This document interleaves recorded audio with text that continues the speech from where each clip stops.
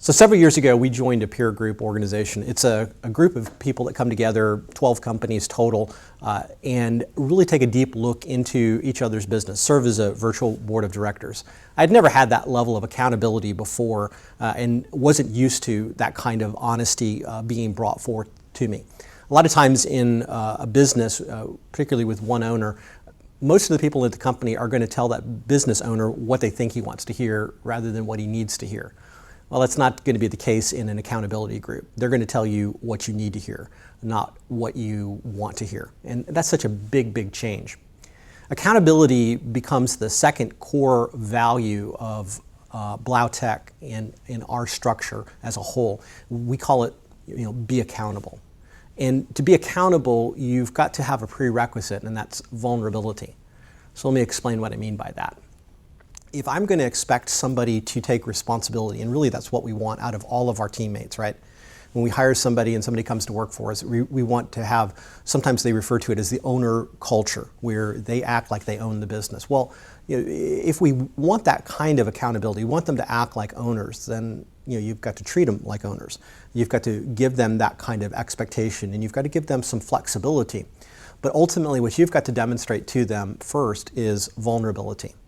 Look, all of us make mistakes, and in the process of making mistakes, we've got to own those mistakes.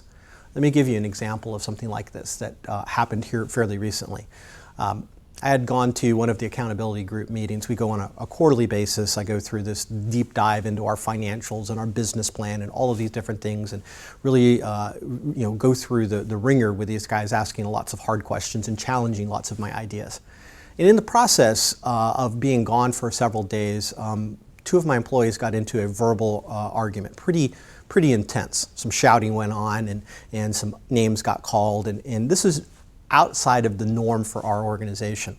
So when I got back, that was the first thing facing me when I returned, is here's these two critical teammates that now really don't like each other, and they've done this in front of everybody else, and so there's this tension in the air, and things are not as good when I got back as they were when I left, or at least it came to the surface. And I did something that was really probably unprecedented in the history of our company, and something that worked profoundly well. So I brought both of them into my office, shut the door.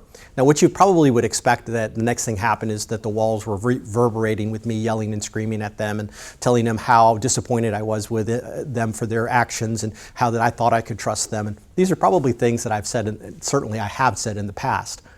Probably you can relate. That's not what I did.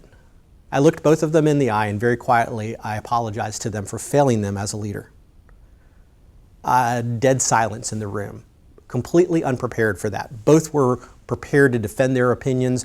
Both were prepared to defend their actions. Both of them were ready to go to bat for what they had done and why their point of view was right. But when I apologized to them for failing them as a leader and putting them in a position that brought that tension on them, they immediately changed their perspective. And they began trying to convince me that it wasn't my fault, that it really was their fault. And they began to try to fix the issues, and we resolved it very, very quickly. What I had learned in the meeting that I had been at in some leadership training is that when there are problems inside of an organization, it's almost always as a result of poor leadership. I just failed them as a leader, and by owning up to that and being honest, being vulnerable to them, what that allowed them to do is to then accept responsibility for their actions. By me accepting responsibility for my part in it, they then in turn became responsible for their part. Isn't that what we want? We want people to be responsible. We want people to take that ownership culture and apply it to everything that they do. This is something that we try to inject into the very core of everything that we do. We work with very critical systems. People put an awful lot of trust in all of us. I have to put a lot of trust in my staff to make good decisions on the fly, and I need to know that they're going to do the right thing. Let me give you an example of this as well. Just the other day, we were working on a server, and in the process of doing some minor cleanup on that server, we had to turn it off, and we turned it back on. The field technician that was working on it couldn't get it to come back on correctly. It just wouldn't start up. He did everything that he knew to do, and when he reached a point where he realized that it was beyond him. He called a senior engineer in. That senior engineer went over on site, worked with him. They worked, figured out what the issue was. The hard drive had failed of all things just because he turned it off and on. Nothing he had done wrong. It just happened to be bad luck.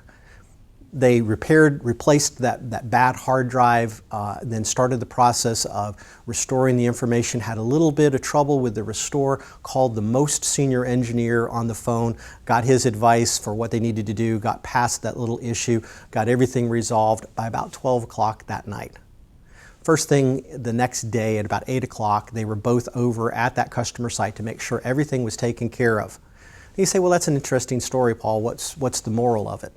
I never knew any of it happened until after it was completely done. I was completely ignorant of the whole thing. Just a few years ago, that could not have been the case. I would have had to micromanage the entire thing.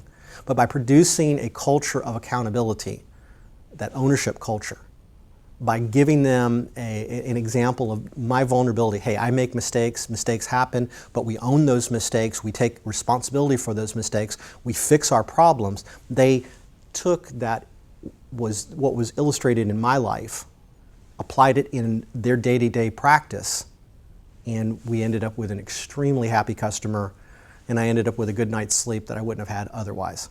Accountability is a key part of any organization for them to succeed. If you don't have the accountability in your organization, you're not going to get it by demanding it, you're going to get it by demonstrating vulnerability first.